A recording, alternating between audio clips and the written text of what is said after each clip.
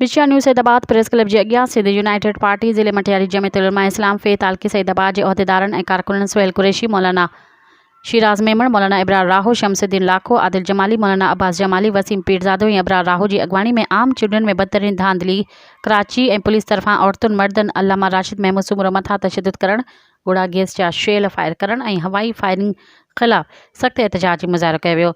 इन मौक़े ते अॻवाननि ख़िताब कंदे चयो त 8 फरवरी ते थियल इलेक्शन में बदतरीन धांधली करे मैंडेट खे चुरायो वियो। उन बाद कराची में असेंबली जो घेराव जे मौक़े ते औरतुनि मर्दनि ते बदतरीन तशद्दुद कयो वियो। नियाणियुनि जी तज़लील कई वई, जंहिंजी सख़्त लफ़्ज़नि में मज़म्मत कयूं था ऐं मुतालबो था कयूं त नए सिर आज़ादाना ऐं शफ़ाफ़ चूंडूं कराई वञनि। मज़ीद ख़बरनि ऐं तफ़सीलात लाइ विज़िट कयो असांजी वेबसाइट www.awamiNewsHD.com ऐं ॾिसंदा रहो अवामी न्यूज़ HD।